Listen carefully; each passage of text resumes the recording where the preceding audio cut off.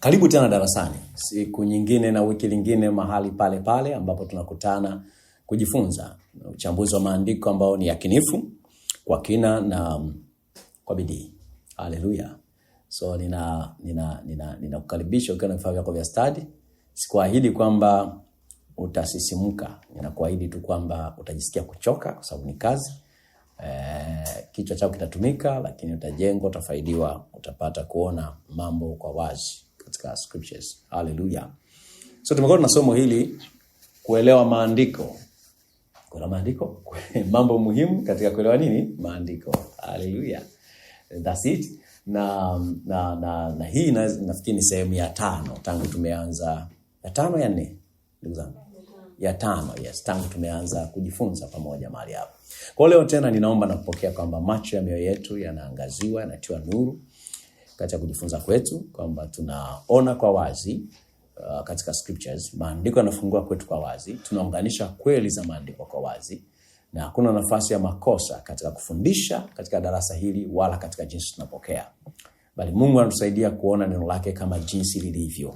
Tunapata tafsiri sahihi, tunapata pia application sahihi, maarifa funuya na down kwetu kwa kazi ya Roho katika utu wetu wa ndani. Na kama darasa kwa pamoja tunajengwa, tunafaidiwa na Kristo anatukuzwa. Amen.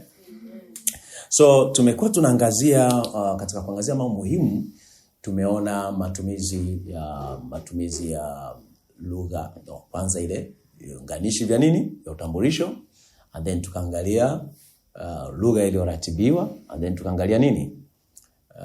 Tukaangazia nini ile? Ndio mambo mawili. Katika kufanya application ya codified language ama lugha iliyoratibiwa, tukaangazia rest and sabbath. Si ndivyo? Pumziko pamoja na nini? Sabato, ama raha yake pamoja na sabato. Glory to God. So tukaconclude, tukaweka mambo vizuri kuhusiana na pumziko la Mungu. Amen, amen. Leo tutaangazia matumizi ya motifu. Tutaangazia matumizi ya motifu.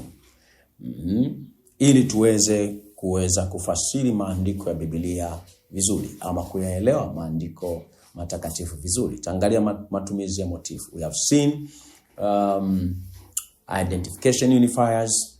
We have seen codified language. Tumeona viunganishi vya utambulisho na tumeona lugha iliyoratibiwa. So allow me today, ruhusu leo tuendelee mbele kabisa kujifunza matumizi ya motifu katika kufasiri maandiko matakatifu. Amen, amen. So kwa mujibu wa Cambridge Dictionary, kamusi ya Cambridge, motif ni pattern au design,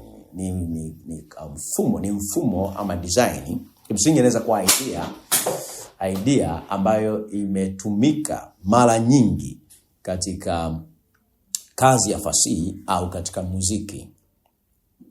Wazo au dhamira tunaweza kusema inayojirudia katika kazi ya fasihi au katika kazi ya muziki. So it can be in a piece of writing or in a music. Motif ni ile dhamira inayojirudia. It can be an idea, it can be a design, a pattern fulani. Unaona kuna na pattern, kitu fulani kinajirudia. Tuko pamoja natumika mara nyingi katika andiko, kitabu, kazi ya fasihi, literature, so to say, ama katika muziki. Unaona kwenye muziki mtu amerudia kitu fulani. Unasikiliza kinajirudia. So that is a motif. Tuko pamoja, motif. Kiswahili pia wanasema motif. English motif inakuwa haina u, inakuwa ni motif. Glory to God. Tuko pamoja? So the use of motives. Katika context sasa, katika muktadha wa biblical interpretation, katika muktadha wa fasiri ya Biblia, fasiri za Biblia, biblical interpretation, motifu itakuwa inarejea ile pattern ambayo ni regular, yani ule mfumo ambao unajirudia, ambao unaweza kutambuliwa kwanza kutoka katika kitabu cha Malaki mpaka Malaki. Kutoka kitabu cha Mwanzo mpaka nini? Malaki. Na Malaki nimekuwa nampenda sana. So inakuwa ni ile pattern ambayo inajitokeza mara nyingi. Amen, amen. Inatambuliwa kwanza. Sasa katika muktadha wa Biblia inatambuliwa kwanza, notice kwenye kitabu cha Mwanzo mpaka nini? Malaki. Na kisha sasa unakuwa unaiona ikijirudia katika vitabu vya Agano Jipya. Amen. Can I repeat? Nasema katika context ya Bible interpretation, katika muktadha wa fasiri ya Biblia, motif itakuwa inaongelea ule mfumo ambao unatokea mara kwa mara, au lile wazo au ile dhamira inayotokea mara kwa mara, ambayo inaweza kutambuliwa kwanza kutoka katika vitabu vya Mwanzo mpaka Malaki, na kisha ikaonekana katika vitabu vya Agano Jipya. Tuko pamoja? Ni muhimu kuzingatia kwamba Musa pamoja na manabii, nikisema Musa pamoja na nabii, nafikiri unajua manabii wanaofuata tunaanzia Yoshua mpaka Malaki, au sio bwana? Manabii walioandika maandiko. So Musa pamoja na manabii wanatumika kama common denominator ya Mwanzo mpaka Malaki. Yani wao wanakuwa ni kitu ambacho ni cha kawaida pale, au kinachokuwa kipo constant, kipo yani wao Musa, unaposema Musa na manabii, wanakuwa ndio kiini au kitu ambacho kinabaki wakati wote katika maandiko ya Mwanzo mpaka Malaki. Ni common denominator, wanatumika hivyo. Na hii inaeleza kwa nini Luka katika kuandika kwake alieleza namna hii. Kitabu cha Luka sura 24 mstari 25 hadi 26, akaambia, enyi msiofahamu, wenye mioyo mizito ya kuamini yote waliosema manabii, je, kumpasa Kristo kupata mateso haya na kuingia katika ufufuo wake? Kwa hiyo yote waliosema manabii, je, kumpasa Kristo kupata mateso haya na kuingia katika ufufuo wake? Mstari 27, akaanza kutoka Musa na manabii wote, akawaeleza katika maandiko yote mambo yote yalimhusu yeye mwenyewe. So katika maandiko yote tunakuwa na common denominator ambao ni nini? Musa na manabii. Glory to God. Tuko pamoja? Ukiangalia kwa makini maneno ya Luka hapa kwenye mstari 27, anasema akaanza kutoka Musa na manabii wote, akawaeleza katika maandiko yote mambo kuhusu yeye mwenyewe. So ukiangalia mstari 44 na 46 pia akaambia, haya ndio maneno niliyowaambia nilipokuwa nikali pamoja nanyi, ya kwamba lazima nitimizwe yote niliyoandika katika Torati ya Musa na katika Zaburi na katika manabii na katika Zaburi. So unaona Musa na manabii, of course Zaburi zile bado ni za manabii. Musa na manabii wanatumika kama common denominator, kitu ambacho kipo tu, yani kinadumu katika habari ya maandiko hayo, ni Musa na manabii. Glory to God. Tuko pamoja? So ukiangalia mstari ule wa 44 anaposema, haya ndio maneno niliyowaambia nilipokuwa nikali pamoja nanyi, kwamba mambo kwamba ndio niliyowaambia nilipokuwa pamoja nanyi, kwamba lazima yatimizwe yote niliyoandikiwa katika Torati ya Musa na manabii na katika Zaburi, maana yake kumhusu yeye, si ndio? Ukinoti hapa katika scenario hizi mbili, Yesu alikuwa anaanza kufundisha kutoka katika maandiko ya nani? Ya Moses. Kwa anaanza kusema Musa, alafu ndio anafuata manabii. Kwa alikuwa anaanza kufundisha kutoka maandiko ya Musa katika scriptures, kutoka katika maandiko ya Musa katika maandiko. Are you getting it? So mfumo wa Yesu wa kufundisha ulikuwa unaanzia wapi? Musa, alafu kisha manabii. Kwa ndio maana tuna masomo yanasema akaanza kutoka Musa. It's how we approach scriptures. Lazima muamini ajue jinsi ya kuendea maandiko. Uwezo wewe uko unataka kusoma Biblia hiyo kwa mtindo unaotaka wewe. Biblia maana yake ina namna ya kuifikia na kuiendea ili iweze kueleweka. So watu wanaweza wakasoma Biblia moja na wakatoka na conclusion tofauti. Amen. Wakatoka na conclusion tofauti. Lakini wanasoma Biblia moja. Wakatoka na fundisho tofauti, lakini wanasoma Biblia moja. Mitume walipokuwa wanafundisha, walijifunza mtindo wa kufikia maandiko kutoka kwa nani? Kwa Yesu. Tuko pamoja? Mafarisayo walipokuwa wanafundisha, walikuwa wanasoma, wanajifunza maandiko hayo Musa na manabii, na wanafundisha wana wa Israeli kutoka Musa na manabii. Lakini namna walivyokuwa na interpret ama jinsi walivyokuwa wanaelewa maandiko ilikuwa tofauti na Yesu. Ukisoma kitabu cha Mathayo sura ya 7 anasema wakashangazwa na namna yake ya kufundisha kwake. Anasema wakasema si kama ambavyo walimu wao wanafanyaje? Wanawafundisha. Did you notice that? So manake mtindo wa kuelezea maandiko ya Yesu ulikuwa tofauti. The didache, the art, anasema si kama walimu wafundishavyo. Jinsi walivyokuwa wanafundisha. Didache, neno hapa ni didache. The art of teaching. The mode or the pattern of teaching. Kwa ule mtindo wa kufundisha wa Yesu, maandiko yale ya Musa na Nabii ulikuwa tofauti na mtindo wa kufundisha wa watu gani? Mafarisayo. Kwa hiyo walikuwa Mafarisayo wanafika katika conclusion tofauti kwa sababu jinsi ya kuapproach scriptures ilikuwa tofauti. Kwa hiyo Yesu katika kufundisha kwake anasema akaanza kutoka Musa. Na ile neno akaanza kama Moses linakuwa na maana ya kwamba unasimama katika Musa. Maana katika maandiko ya Musa, unasimama katika ile maandiko ya Musa. Ukiwa katika maandiko ya Musa, unainterpret kuanzia Yoshua mpaka Malaki in the light of Moses. So kwa sababu gani? Waandishi wa baadaye kutoka Joshua mpaka Malachi walikuwa wanamuinterpret au wanafundisha maandiko ya nani? Ya Musa. Musa ndiye mwandishi wa kwanza wa scriptures. Glory to God. Tuko pamoja? So unaanza na nini? Na Musa. Ndio maana mara nyingi akasema haikuwa hivyo toka mwanzo. Jesus huyo. Umeona hicho kitu Tuko pamoja ndugu zangu. Kwa hiyo fact unaweza kaona kwamba alikuwa anafundisha kutoka katika maandiko ya Musa kwanza. Kwa hii phrase ama kishazi akaanza kutoka Musa, beginning at Moses, itakuwa inaelezea vile ambavyo Yesu alivyoanza kuinterpret ama kufafanusha maandiko kutoka mwanzo mpaka kumbukumbu la Torati. Alikuwa anaanzia hapo, commencing from there. Na hiki kishazi Torati ya Musa, Law of Moses, kwenye ile 44-45, haya ndio niliwaambia nilipokuwa nikali pamoja naye, lakini kwamba lazima yatimizwe yote inaandikwa katika Torati ya Musa, the Law of Moses. Inaelezea kwamba alifundisha kutoka katika maandiko ya Musa. Kwa sababu the Law of Moses, you are talking about those 5 books, vitabu vitano. Tuko pamoja? Neno beginning kama nilivyosema, nime point hapa alipo. Akaanza, neno akaanza, neno arkomai, ARCHOMAI, arkomai. So akomai Moses, akaanza kutoka Musa, akomai Moses, akaanza kutoka Musa, ambalo linamaanisha precedence, where you start, to commence from, mahali unapoanzia, where you start an explanation, where you start to build your doctrine, mahali unaposimama kuanza kufafanusha Musa. Na ukisema Musa, simply you are talking about those 5 what? Books. Genesis, Exodus, Leviticus, Numbers and what? Deuteronomy. Kwa unakuwa unazungumzia Mwanzo, Kutoka, mambo ya Walawi, Hesabu na kumbukumbu la Torati. That is the Law of Moses. Hiyo ni Torati ya Musa. Bwana Yesu asifiwe sana. Hiyo tumeelewana jamani? Okay. So maana yake ni nini? Hii ni kusema kwamba Yesu anapoanza kuinterpret scriptures kwa wanafunzi wake, alikuwa anaanza kutoka maandiko ya Musa. Kwa maneno mengine, akaanza kutoka Musa na nabii wote. Maana yake inazungumzia pattern. Hiyo ndio pattern ambayo kwayo alivyofundisha. Kwanza na maandiko ya Musa, kisha kwa kwenda katika maandiko yote ya manabii. Angalia Injili ya Yohana.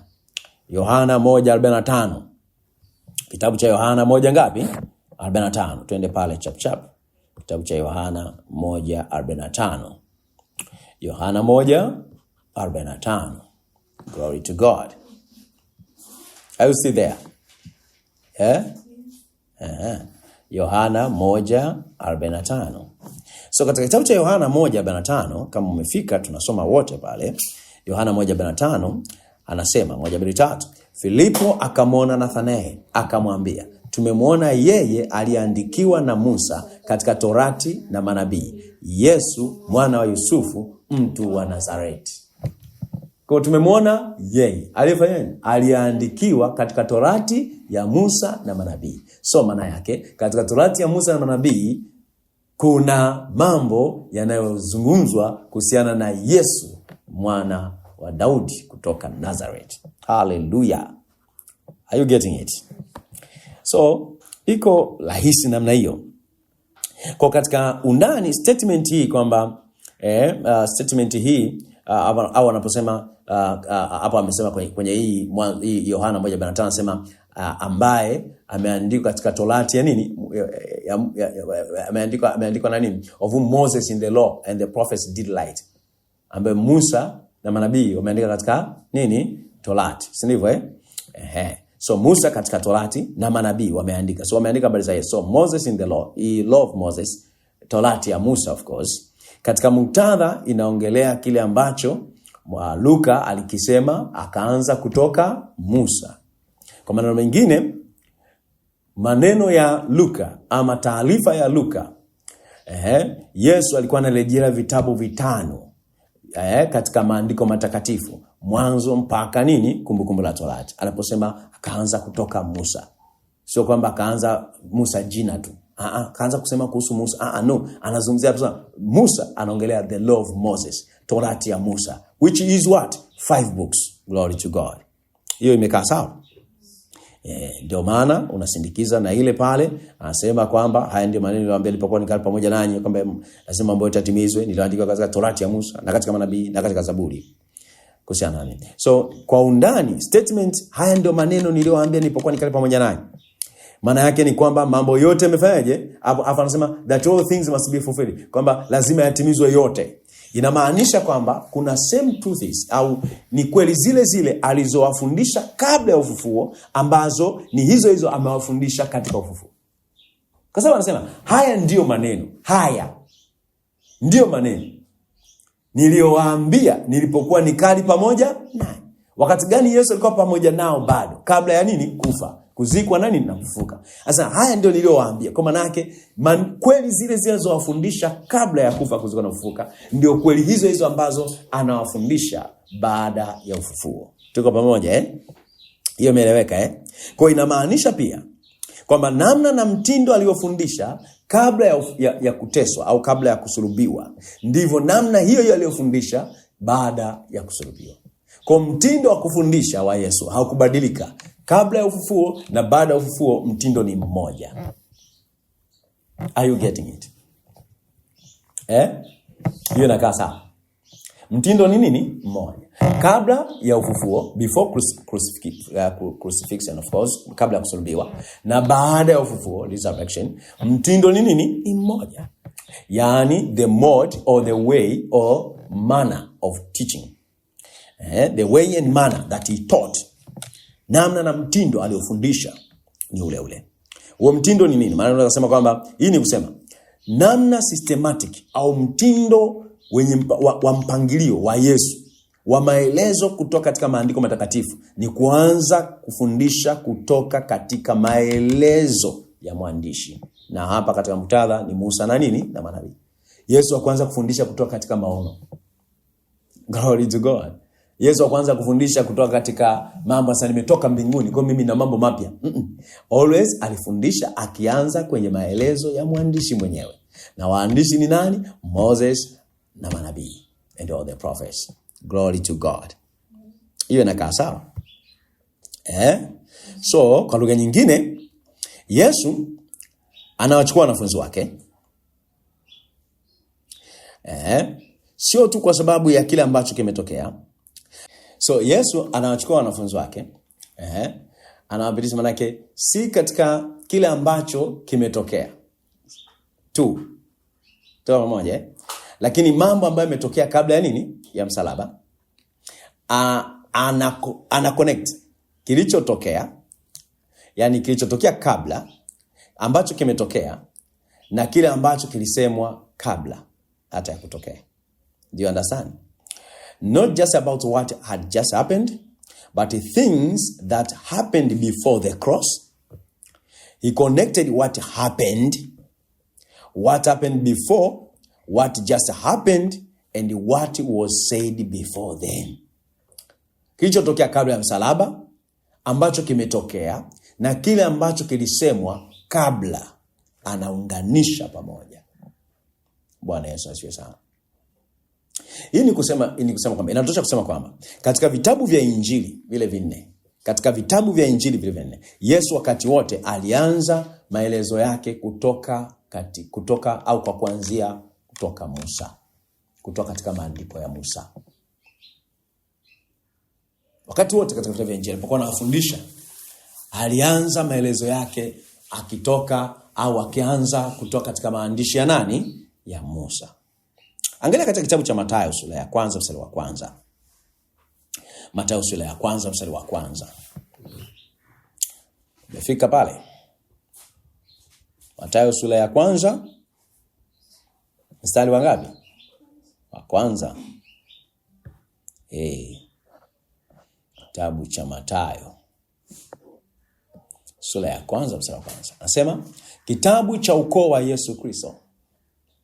Kitabu cha ukoo wa Yesu Kristo.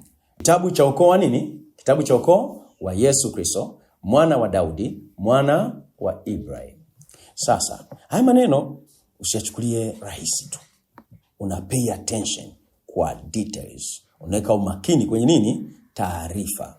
Anasema kitabu cha ukoo. Imetumia neno nini? Ukoo.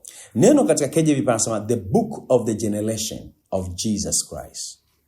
The book of the generation of Jesus Christ. The son of David, the son of Abraham. Tuko pamoja? Anatumia matumizi ya juu kabisa ya motif. The use of a critical motif. Neno generation, ukoo, limefasiriwa kutoka kwenye neno la Kigiriki Genesis. Neno generation limefasiriwa kutoka kwenye neno la Kigiriki nini? Genesis. Hallelujah. Genesis. Ambalo linamaanisha mwanzo. Beginning. Mwanzo. Kwa maneno mengine, kitabu cha mwanzo wa Yesu Kristo. Hallelujah. Kitabu cha mwanzo wa Yesu Kristo. Kwa instead of saying kitabu cha ukoo wa Yesu, unaweza kusema kitabu cha mwanzo wa Yesu Kristo. The book of the beginning of Jesus Christ. Kinafanyaje hicho kitabu? Kina narrate, kinaelezea nasaba yake katika kupitia historia katika maandiko ya Agano la Kale, yaani mwanzo mpaka nini? Malaki. Kwa the book of the beginning of Jesus Christ, mwanzo wa nini? Kitabu cha mwanzo wa Yesu Kristo, kinaeleza nasaba yake, his genealogy. Katika historia ya maandiko ya Agano la Kale, yaani mwanzo mpaka nini? Malaki. Pia Marko katika kitabu chake, Marko 1:1, wote ni 1:1 tu. Marko 1:1, tutasoma pale Marko 1:1, tutasoma na mstari wa 2. Tuko pamoja? Hapo utaanza kuona motifu fulani pale. Kitabu cha Marko sura ya kwanza mstari wa kwanza. Anasema mwanzo wa injili ya Yesu Kristo, mwana wa Mungu. Amesemaje? Mwanzo wa injili ya Yesu Kristo, mwana wa Mungu. Okay, let's do this. Mwanzo wa injili ya Yesu Kristo, mwana wa Mungu. Okay. Sawa. Mwanzo wa injili wa Yesu Kristo, mwana wa Mungu. Na kuna neno hapa la msingi la kuzingatia. Na lenyewe ni neno mwanzo. Neno mwanzo hapa kwenye KJV anasema the beginning. Still neno linatumika nini? Beginning. The beginning of the gospel of Jesus Christ, the Son of God. Neno beginning ama mwanzo. Kule Mathayo ametumia ukoo. Hapa Marko wametafsiri Marko alipotumia hilo neno ametumia nini? Mwanzo. Lakini kwenye Kigiriki ni neno arche. Arche. A-R-C-H-E. Arche. Ni neno lile la Kiebrania au katika Kiebrania for beginning kwenye kitabu cha Mwanzo 1:1. Neno lile la Kiebrania ambalo linatumika katika kitabu cha Mwanzo 1:1. Hapo mwanzo Mungu aliziumba nini? Mbingu na nchi. Kwa neno mwanzo kwenye kitabu cha Marko 1:1 ni neno lile mwanzo katika kitabu cha Mwanzo 1:1. Do you understand? Hapo nimekuacha. Neno mwanzo katika kitabu cha Marko 1:1 ambalo limetafsiriwa neno arche in Greek ni neno lile ambalo limetumika kwenye kitabu cha Mwanzo 1:1. Hapo mwanzo Mungu aliziumba mbingu na nchi. Kwa maana yake ni nini? Arche katika Kigiriki ni transliteration, ni fasiri ya moja kwa moja kutoka kwenye Kiebrania neno leshiif. Tuko pamoja? Katika Kiebrania ni neno ambalo limetumika for beginning, lile mwanzo, kwenye hapo mwanzo Mungu aliziumba mbingu na nchi. Mwanzo 1:1. Hapo mwanzo Mungu aliziumba mbingu na nchi. Lile neno mwanzo kwenye kitabu cha Mwanzo 1:1. Hallelujah. Neno mwanzo kwenye kitabu cha Mwanzo 1:1 ni neno Leshif. R-E-S-H-I-Y-T-H. R-E-S-H-I-Y-T-H. Ambalo linamaanisha the first, kile kinachokuwa cha kwanza, first fruits, malimbuko au matunda ya kwanza, the head, cha kwanza au kinachotangulia, the order of things, mpangilio wa mambo, the beginning of a project, mwanzo wa mradi, au a future event that has begun, tukio la baadaye ambalo tu ndio limeanza. Leshif.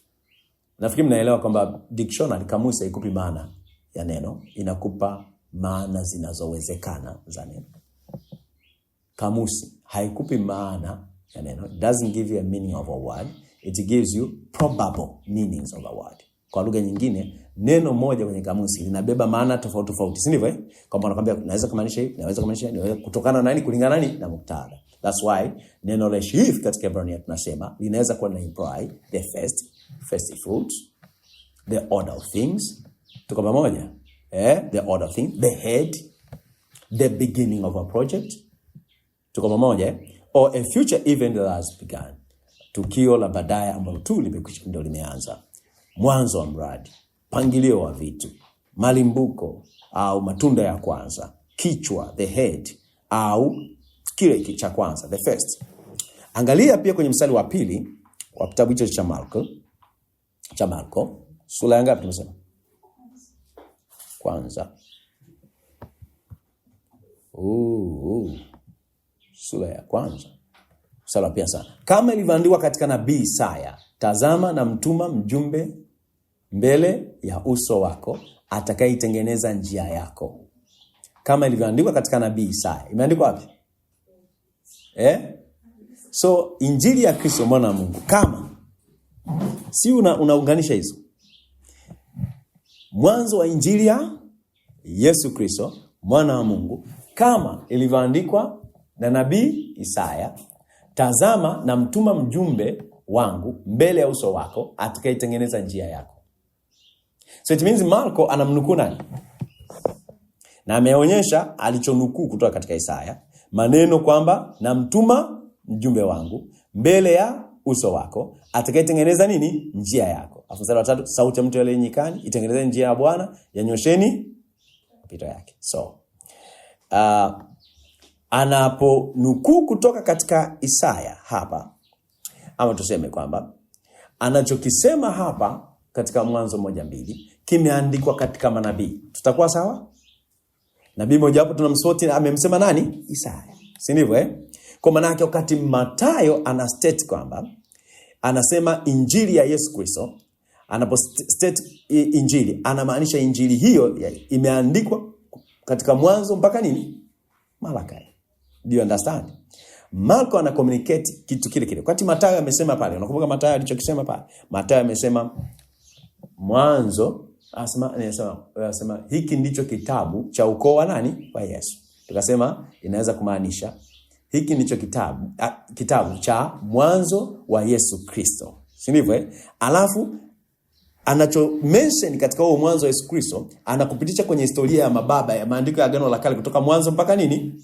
Malaki. Kwa maana yake anachozungumza ni kwamba Mathayo anaonyesha injili hiyo imeandikwa katika Mwanzo mpaka nini? Malaki. Marko pia ana communicate the same, akisema kwamba imeandikwa katika manabii. Anasema kama anenavyo nabii nini? Isaya. Tuko pamoja?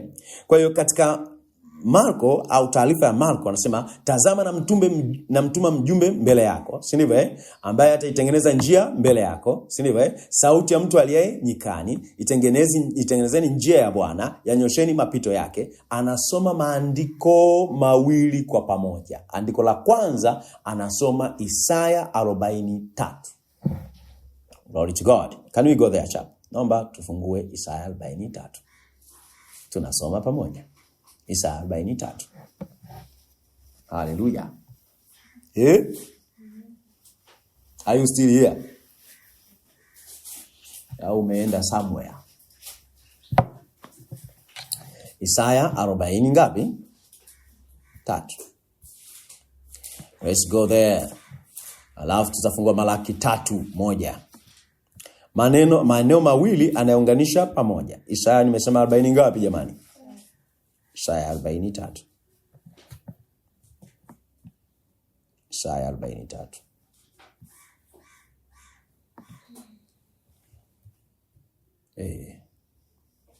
Jesus Christ. Isaya 43. Umefika? Soma kwa sauti. Sikiliza. Sauti ya mtu aliye. Tengenezeni njia ya Mungu. Njia kwa Mungu wetu. Kila bonde litainuliwa. Na kila mlima mkiwa utashushwa. Palipopoka patakuwa pamenyooka. Na palipopauza patasawazishwa. So mnasoma lakini amsomi kwa sauti. Hebu soma mstari ya mwanzo kwa sauti. 1 2 3. Sikiliza. Ni sauti ya mtu aliye nyikani. Tengenezeni nyikani njia ya Bwana. Nyoosheni jangwani njia kuu kwa Mungu wetu. Amen. So itengenezeni njia ya Bwana, nyoosheni jangwani mapito ya Mungu wetu. Si ndivyo? Anasoma na Malaki 3:1. Malaki 3:1 anasema, angalieni na mtuma mjumbe wangu, naye ataitengeneza njia mbele yangu, naye Bwana mnayemtafuta atadijilia hekalu lake ghafla. Naam, yule mjumbe wa agano mnayemfurahia, angalieni anakuja, asema Bwana wa majeshi. Je, injili ya Yesu Kristo imeelezwa katika manabii?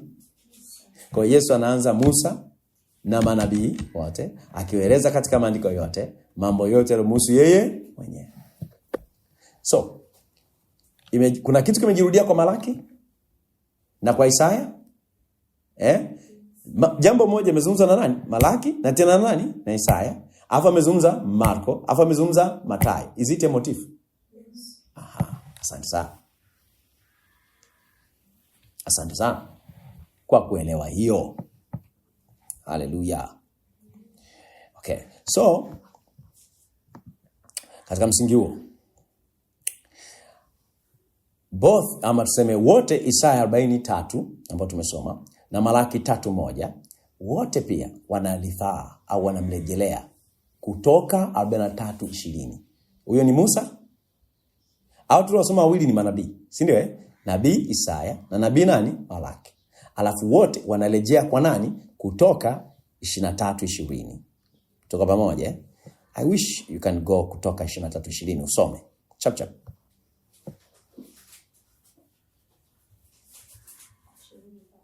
23:20 anasemaje? 1 2 3.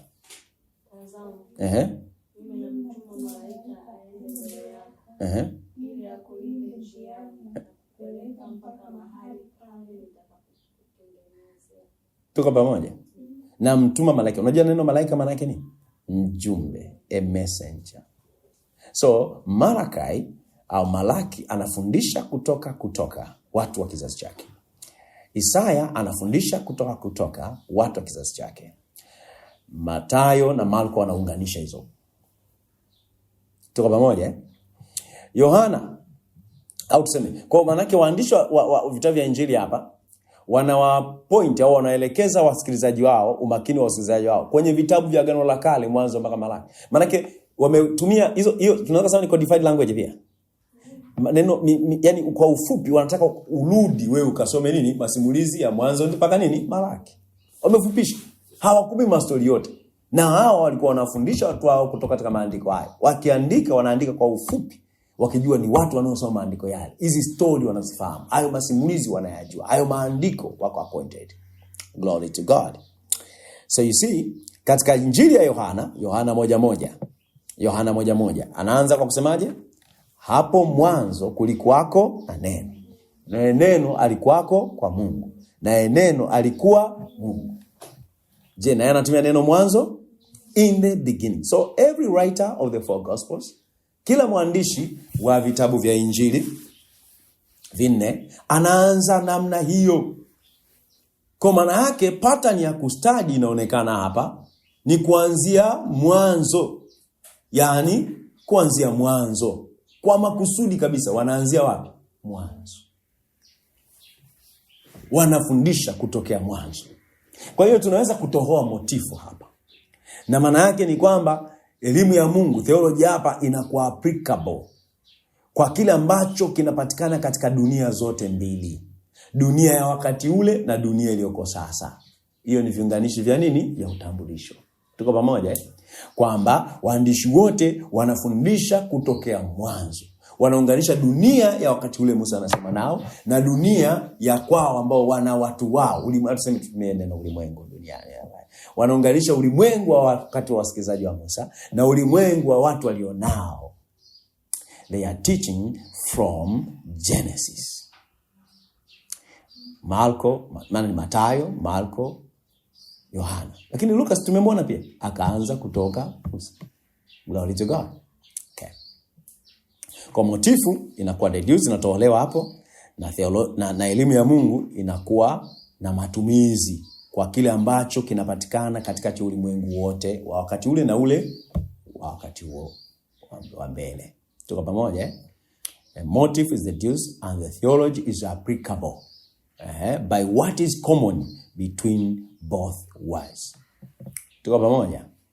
Kwa mfano, kuna mfano unaoonekana kwenye kitabu cha Mathayo, jinsi ambavyo Yesu alijibu maswali yaliyotolewa na Mafarisayo. Namna Yesu alivyojibu maswali yaliyotolewa na Mafarisayo. Kitabu cha Mathayo sura ya 19, twende pale chap. Kitabu cha Mathayo sura ya 19 mstari wa 3 hadi wa 5. Mathayo 19. Are you still in class? Mathayo ngapi? Mstari wa 3 hadi wa 5. Umefika? Mathayo 19 mstari wa 3 hadi wa 5, 1-2-3 anasema, basi Mafarisayo wakamwendea, wakamjaribu wakimwambia, je, ni halali mtu kumwacha mkewe kwa kila sababu? 4 tunasoma, akajibu, akawaambia, hamkusoma ya kwamba yeye aliyeumba mwanzo aliwaumba mtu mume na mtu mke? Akasema, kwa sababu hiyo mtu atamwacha babaye na mamaye, ataambatana na mkewe, na hawa wawili watakuwa mwili mmoja. Ameanzia wapi? Anasema hamkusoma ya kwamba yeye aliwaumba mwanzo. Alafu anasema kwa sababu hiyo mtu amenukua mwanzo. Mtu atamwacha babake na mamaye. He is teaching from the beginning, Genesis. Hallelujah. Tuko pamoja Then katika kuangalia hiyo mstari wa 3, Mafarisayo wamemjaribu hawa na swali kama ni halali. Watu walioana anahusiana, maana mambo haya yanahusiana na ndoa na nini? Na taraka, si ndivyo Wanasema is it lawful? Je, ni halali? Neno lawful ni neno exesti katika Greek. Exesti. E-X-E-S-T-I. E-X-E-S-T-I. S-T-I.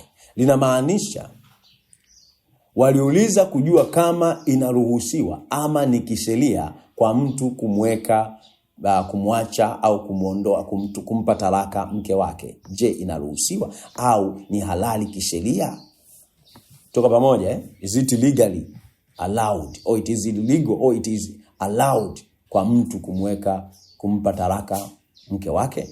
Lakini response muhimu hapa ni ile Yesu anasema, have you not read? Je, hamkusoma? Hiyo ndio response muhimu. Je, hamkusoma? Inamaanisha Yesu alikuwa analejea maandiko ya Musa na manabii katika maandiko ambapo wasikilizaji wake walikuwa wanaelewa hiyo kweli, kwa sababu wanajua wapi analejea. Wale wasikilizaji wake walikuwa ni wasomaji wa maandiko ya Musa na nini? Na manabii. Ndio ilikuwa Biblia yao. Tuko pamoja Kwenye mstari wa 4 na wa 5 Yesu amefundisha kutoka mwanzo. Mstari wa 4 amesema mwanzo. Na tunaona Mwanzo 1:1 anasema hapo mwanzo Mungu aliziumba mbingu na nchi. Na mstari 27 anasema alimuumba mtu mume katika sura na mfano wake, kwa sura yake alimuumba mtu mume na mtu mke akawaumba. Tuko pamoja Mstari 27. Mstari nimesoma Genesis 1:1, alafu nimesoma Genesis 1:27. Nimesoma Mwanzo 1:1 na Mwanzo 1:27. Alafu akanukuu kutoka Mwanzo 2:24. Kwa sababu hiyo mtu atamwacha baba yake na mama yake, na atapatana na mke wake, na watakuwa mwili mmoja. Kwa aliposema at the beginning, mwanzo, alikuwa anaongelea au anarejelea maandiko ya Musa katika nini? Scriptures. Kwa Mafarisayo wakamuuliza swali lingine sasa. Mstari wa 7, of which is very key. Mstari wa 7. Mstari wa ngapi ndugu zangu? Mstari wa 7. Let's do that. Mstari wa 7. Yeah. Kitabu gani? Mathayo 19:7. Umefika? Tusome pamoja. 1, 2, 3. Wakamwambia, jinsi gani basi Musa aliamuru kumpa hati ya taraka na kumwacha? Akawaambia, Musa kwa sababu ya ugumu wa mioyo yenu aliwapa ruhusa kuacha wake zenu, lakini tangu mwanzo haikuwa hivi. Kwa wao wamerukia kwenye kumbukumbu la Torati. Unaelewa? Wamerukia wapi? Mtu yeyote ambaye anasoma namna hiyo anasoma kama shetani. Haanzi mwanzo ilikuwaje, anarukia kwenye kumbukumbu la Torati. Wamemjibu Yesu kutoka kwenye kumbukumbu la Torati 24:1-3. Kumbukumbu la Torati 24:1-3, ambapo Musa alionyesha kama kuwapa ruhusa kuacha wake zao. Umenielewa Utaenda kusoma kumbukumbu la Torati 24:1-3. Lakini response ya Yesu katika mstari wa 8 anawajibu kwa uangalifu sana, na uangalie. Anasema hivi, akawaambia, Musa kwa sababu ya ugumu wa mioyo yenu aliwapa ruhusa kuacha wake zenu, lakini haikuwa hivyo toka mwanzo. Haleluya. Tuko pamoja ndugu zangu? Kwa maana yake Mafarisayo hakupasa kuenda kurukia tu kwenye nini? Kumbukumbu la Torati. Walipaswa waelewe kwanza mpango wa Mungu toka mwanzo ulikuwaje, nini kimetokea katika Kutoka na Hesabu. Alafu kilichofanya Musa, baraka nini kilitokea kilichofanya Musa awape ruhusa kuacha wake zao. Sio kurukia tu matokeo bila kujua mwanzo ilikuwaje. Kwa mtindo mzuri wa kuangalia maandiko na kufuatilia ni kuanza nini? Mwanzo. Haleluya. Asema Musa kwa sababu ya ugumu wa mioyo yenu. Kumbuka mwandishi wa kitabu cha Ibrania alirejelea ukweli huo. Ibrania sura ya 3 mstari wa 7 utasoma mpaka wa 19. Ibrania sura ya ngapi? Ya 3. Let's go quickly there. Tumalize chap hapa somo letu leo. Ibrania sura ya 3 mstari wa ngapi? Are you there? Okay. Sema kwa hiyo kama ninavyo Roho Mtakatifu, leo kama mtasikia sauti yake, msifanye migumu mioyo yenu kama wakati wa kukasirisha, siku ya kujaribiwa katika jangwa. Hii ni codified language. Mambo mengi ya kitabu cha nini? Hesabu. Mstari wa 9 twende pamoja. Hapo baba zenu waliponijaribu, wakanipima, wakaona matendo yangu miaka 40. Kwa hiyo nalichukizwa na kizazi hiki, nikasema siku zote ni watu waliopotoka mioyo hawa, hawakuzijua njia zangu. 11. Kama nilivyowapa kwa hasira yangu, hawataingia rahani mwangu. Angalieni ndugu zangu, usiwe katika mmoja wenu moyo mbovu wa kutokuamini kwa kujitenga na Mungu aliye hai. Lakini muonyane kila siku maadamu itwapo leo, ili mmoja wenu asifanye mgumu kwa udanganyifu wa dhambi. Kwa maana tumekuwa washirika wa Kristo, kama tukishikamana na mwanzo wa uthabiti wetu kwa nguvu mpaka mwisho. Hapo ninapo leo kama mtaisikia sauti yake, msifanye migumu mioyo yenu kama wakati wa kukasirisha. Maana ni akina nani waliokasirisha waliposikia? Si wale wote waliotoka Misri wakiongozwa na Musa? Tena ni kina nani waliochukizwa nao miaka 40? Si wale waliokosa ambao mizoga yao ilianguka katika jangwa? Tena ni akina nani alioagiza kwamba hawataingia, aliyowaapia kwamba hataingia katika raha yake, ila wale walioasi? Basi tuwaona ya kuwa hawakuweza kuingia kwa sababu ya kutokuamini kwao. Je, huu ndio ugumu wa mioyo? Amesema hapa, anasema mmoja wenu asifanye mgumu kwa udanganyifu wa dhambi. Anasema usiwe katika mmoja wenu moyo mbovu wa kutokuamini. Tuko pamoja? Kwa Musa kwa sababu ya ugumu wa mioyo yenu, maana yake ni kwamba kwa sababu ya kutokuamini kwao, ambayo imeelezewa kama sclerocardia, ugumu wa moyo, anasema kwamba aliwapa ruhusa ya kuwapa talaka, lakini haikuwa hivyo toka mwanzo. So anawapa sababu kwa nini ya sheria ya maagizo ya mwili, ile Torati ile, kwamba sababu ya kupewa usifanye hiki, fanya kile, fanya kile, usifanye hivi, ukifanya hivi utakufa, ukifanya ile, ni kwa sababu ya ugumu wa nini? Mioyo. Lakini haikuwa hivyo toka mwanzo. Kwa kuelewa vizuri maandiko inabidi uanze toka mwanzo. Ili uelewe nini kimetokea hapo katikati. Usome kama conversation, kama mazungumzo yanayo flow, hatua kwa hatua unakwenda na mwandishi, then you can understand the scriptures. Glory to God. Hallelujah. Are you understanding? Do you understand? Okay, so that's how it is. Haikuwa hivyo toka mwanzo. Hallelujah. Kwa siku ya kukasirisha hapa iko inarejelewa kwenye kitabu cha Hesabu. Hii siku ya kukasirisha leo ni hasi siku ya kukasirisha na nini? Hesabu 14, 11, 24. Hesabu 14, sura 11 hadi 24. Kwa maana yake mwandishi ameandika na kuelezea kama siku ya kukasirisha, kama kutoamini katika nani? Mungu. Kutosikia sauti yake. Ukweli huo ambao mwandishi wa Ibrania ameelezea kama ugumu wa moyo au kutokuamini kuelekea injili au kutokuamini injili. Umeelewa hiyo? Kwa maneno mengine, Yesu kwanza alifundisha kutoka kwenye kitabu cha Mwanzo. Kisha kisha wakamuuliza swali lingine, wakitaka kumcontradict maelezo yake aliyosema na kile ambacho kimefundishwa kwenye kitabu cha Hesabu. Wakitaka contradict maelezo yake na kile ambacho Musa amesema katika kitabu cha Kumbukumbu la Torati. Akaanza kuwafundisha kutoka kwenye kitabu cha Hesabu, akieleza mfanano wa mwitikio wa audience ama watu ambao walikuwa wanasema nao na ule wa baba zao kuelekea ama mwitikio wao kwa mpango wa Mungu. Labda niseme hivi kwa maneno rahisi ili unielewe. Iko hivi. Yesu wamemuuliza swali kuhusu talaka, si ndio? Akawajibu kutoka kitabu cha nini? Cha Mwanzo. Wakaenda wakamchomolea mstari kwenye kitabu cha nini? Kumbukumbu la Torati. Sasa wewe unasema hivi, lakini mbona Musa haituruhusu? Kwa maana yake wanataka kumuonyesha wewe unafundisha tofauti na nani? Wanataka kumcontradict. Na yeye anawaambia hivi, Musa sababu aliwaruhusu. Alafu anawaambia sababu aliwaruhusu, maana yake amewaunganisha na wao wale. Maana anasema nao. Aliwaruhusu kwa sababu ya ugumu wa mioyo yenu. Lakini je, ni wakina nani walikuwa wagumu wa mioyo? Ni baba zao. Katika kitabu cha nini? Cha Hesabu. Waliofanya Musa kuwapa ruhusa ya kuwapa talaka kwenye kitabu cha Kumbukumbu la Torati kwa sababu ya ugumu wa mioyo yao. Kwa hiyo je, Yesu hajaunganisha ulimwengu mbili pamoja?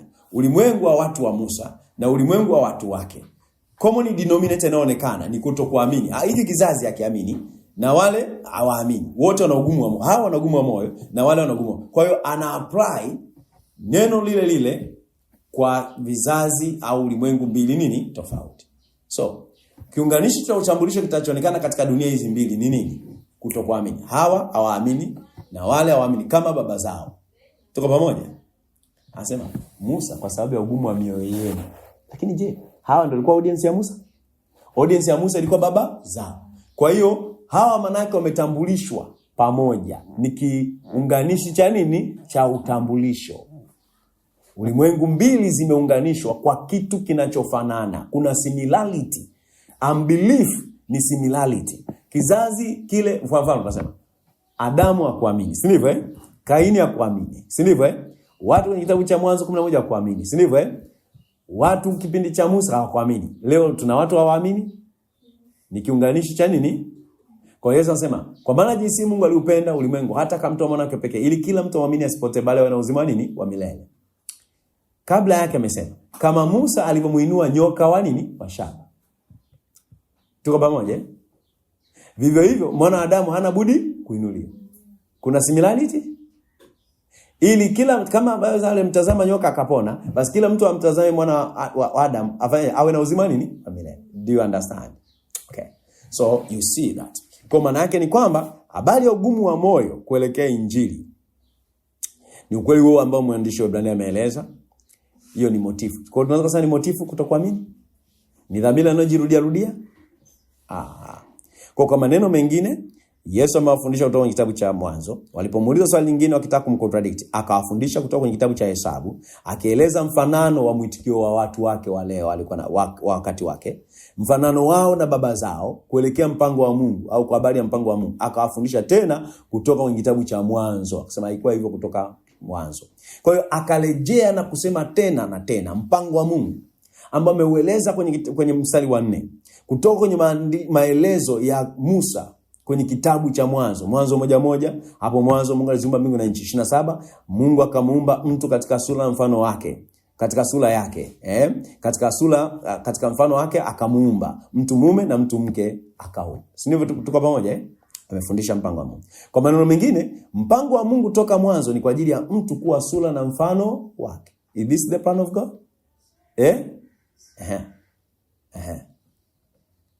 Mtu katika sura na mfano wake.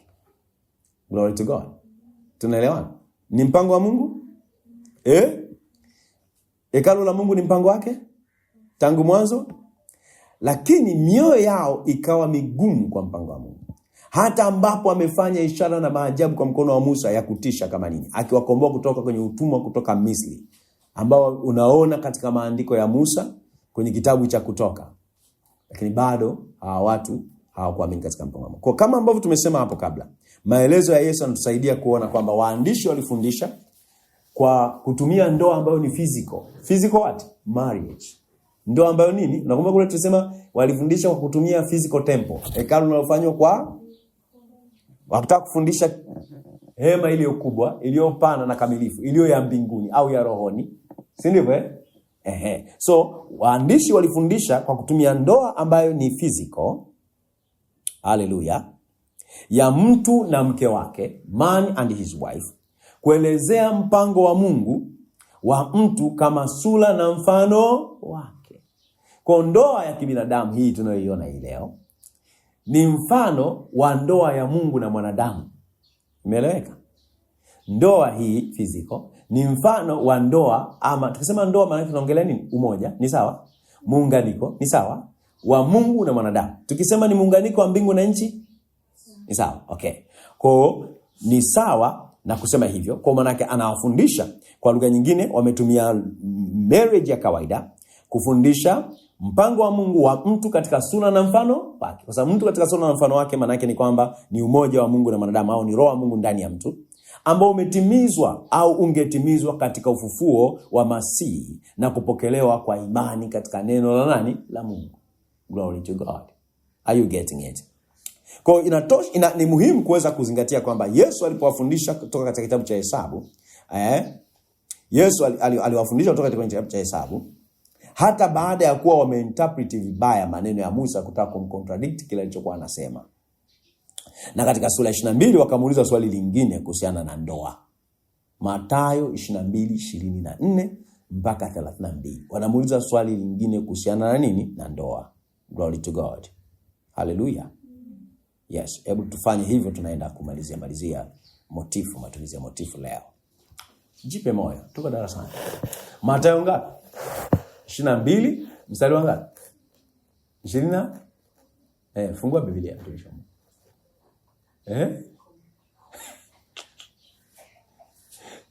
Bible studies work. Hallelujah. Mathayo 22 mstari wa 24 mpaka wangapi? 32. Glory to God. Hallelujah. Kwa tukisema are you still in church? Are you still in class? Wewe utasema uko wapi? Mathayo ngapi?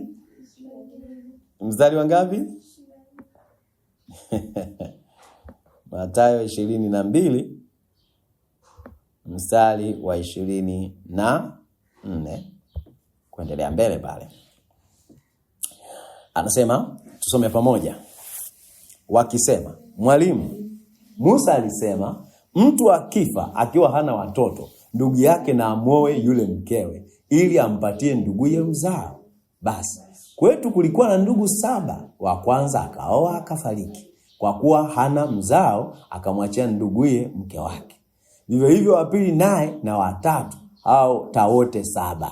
Hii story hivi inaweza kaya ukweli. These guys, wanatafuta tu Ni kama wale wanasema, sasa mtu mnasema ameokoka, lakini akawa mzinzi, akawa mlevi. Mtu mmoja akawa shoga, akawa jambazi, akawa muuaji, akawa mlafi, akawa yani huyo mtu yuko wapi tuletee?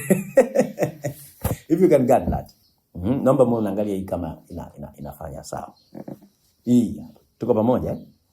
Tuko pamoja. So, mstari wangapi tunaenda? 27. Anasemaje? Mwisho wa wote yule mwanamke akafa naye. Basi, katika kiyama, maana katika ufufuo, atakuwa mke wa yupi katika wale 7? Ni swali la ndoa ile. Maana wote walikuwa naye. 29. Yesu akajibu akawaambia, mwapotea kwa kuwa hamyajui maandiko wala uweza wa Mungu. Kwa maana katika kiyama hawaoi wala hawaolewi, bali huwa kama malaika mbinguni. Tena kwa habari ya kiyama ya wafu, hamjalisoma neno lililonenwa na Mungu akisema, mimi ni Mungu wa Ibrahimu na Mungu wa Isaka na Mungu wa Yakobo. Mungu si Mungu wa wafu, bali wa walio hai. Na makutano waliposikia walishangaa kwa mafunzo yake. Ameanza kutoka wapi hapo? Musa. Hamkusoma habari ya mimi ni Mungu wa Ibrahimu, Yakobo na Isaka unaipata wapi? Mwanzo Kutoka. Hallelujah. Bwana Yesu asifiwe sana. So you can see the way Yesu anafundisha. Anasema, I'm the God of Abraham and the God of Isaac and the God of Jacob. Hii ni masimulizi ya story ya nani? Ibrahimu, Isaka na Yakobo, yalivyoandikwa kwenye kitabu cha nini? Cha Mwanzo. Sio codified language hiyo? Maana yake hizo story zote unazipata kwenye kitabu cha nini? Cha Mwanzo. Kwa upana kabisa. Kwa hiyo inatosha kusema kwamba Yesu alifundisha kutoka katika Mwanzo na kisha kitabu cha nini? Cha Kutoka. Sababu kwenye Kutoka na kwa nalifaa, mimi ndiye Mungu wa baba zenu Ibrahimu, Yakobo na nani? Na Isaka. Kwa utaiona hiyo kwenye kitabu cha nini? Cha Kutoka 3:6, na utaona pia kwenye kitabu cha Kutoka 4:5. Kwamba wamwamini Bwana Mungu wa baba zao, Mungu wa Ibrahimu, Mungu wa Isaka na Mungu wa Yakobo ambaye aliwatokea. Tuko pamoja? Sasa ukiangalia maneno haya, wakati Mafarisayo wametuma wanafunzi wake na Maherodia kumuuliza swala lingine. 22:15. 22 ngapi? 15. Mbona tuenda pale 15 tusome mpaka 22. 15 mpaka ngapi? 22. Let's go there. 15 22. Yes. Ni Mathayo, si ndio? 22 10 na ngapi tumesema? Mpaka 15 anasemaje? Ndipo Mafarisayo wakaenda zao, wakafanya shauri jinsi ya kumtega kwa maneno. Wakatuma kwake wanafunzi wao pamoja na Maherodi wakasema, Mwalimu, tunajua ya kuwa wewe mtu wa kweli na njia ya Mungu waifundisha katika kweli, wala hujali cheo cha mtu awaye yote, kwa maana utazami sura ya mtu. Basi tuambie, waonaje? Ni halali kumpa Kaisari kodi ama sivyo? Lakini Yesu akaufahamu uovu wao akasema, mbona mnajaribu enyi wanafiki? Nionyesheni fedha ya kodi. Na wakamletea dinari. Akamwambia, ni ya nani sanamu hii na anwani hii? Akamwambia, ni ya Kaisari. Akamwambia, basi mlipeni Kaisari ya Kaisari na Mungu yaliyo ya Mungu. Waliposikia wakastaajabu, wakamwacha, wakaenda zao. Kwa wakati wote wanafanya wanastaajabu, alafu wanamwacha, wanaenda zao. Wanamwacha kwa muda tu, baadaye wanamrejea tena. Je, sio shetani akamwacha kwa muda akamrejea tena baadaye? Ndio majaribu ya Yesu haya. These are those temptations. So anasema, je, nini kimeulizwa pale? Mstari wa 19. Nini kimeulizwa pale? Sanamu hii ya? Imesema sanamu, ametumia neno gani? Mstari wa 19. Nionyesheni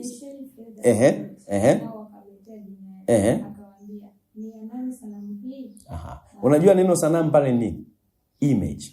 Whose is this image? Je, neno image sio lile katika Mwanzo 1:27, mtu katika sura na mfano wake?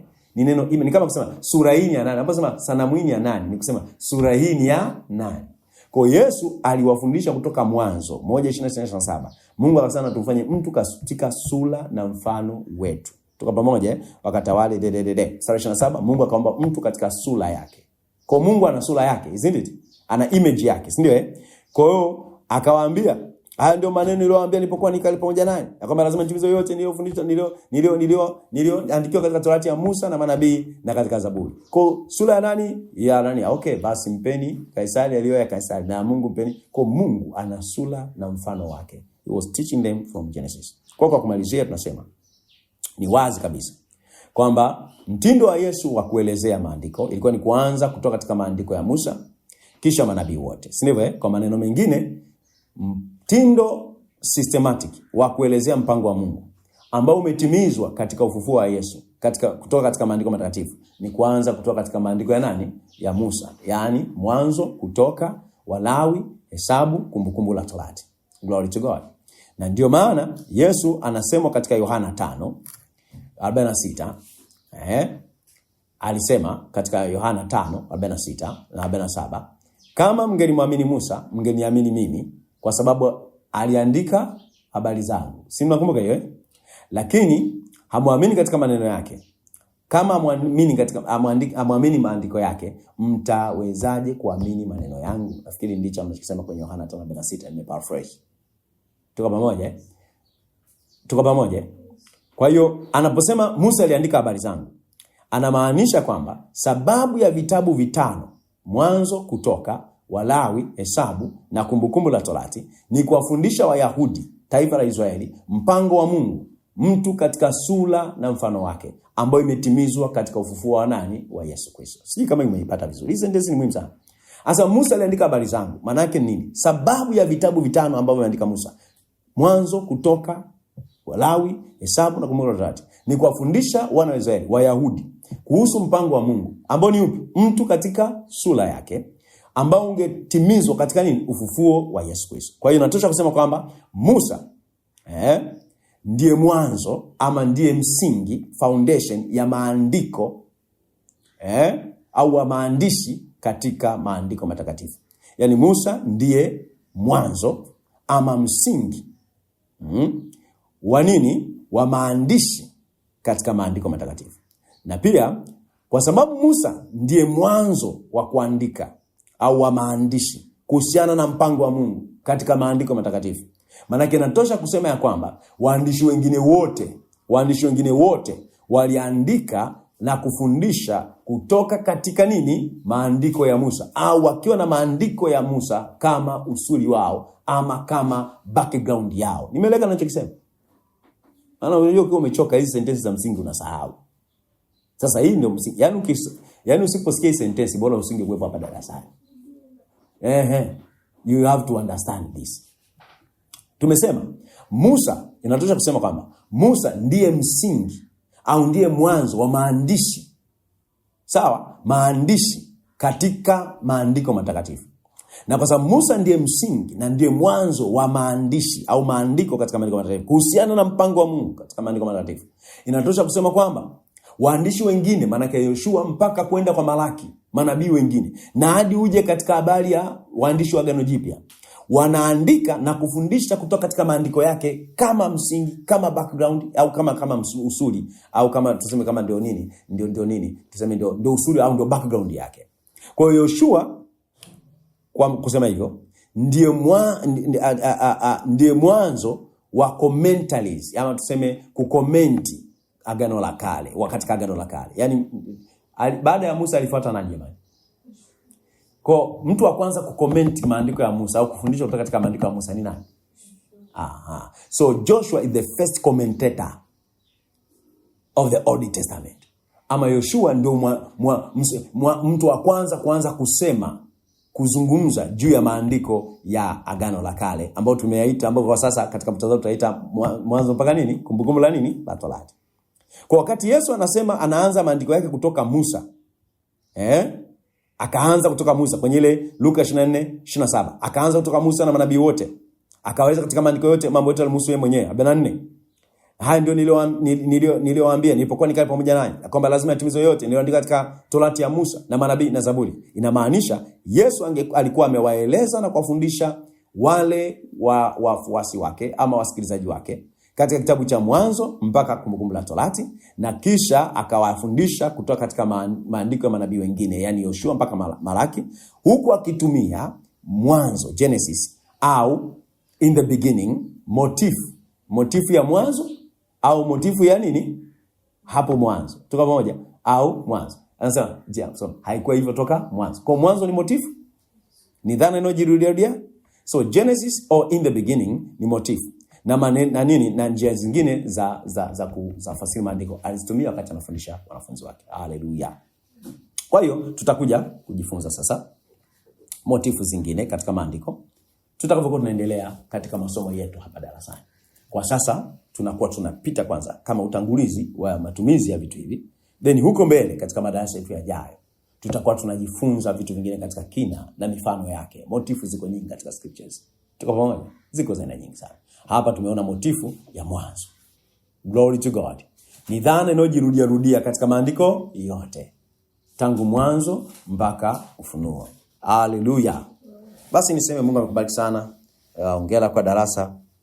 Kae na wakati mzuri. Tukutane tena darasani mahali hapa next week. Amen.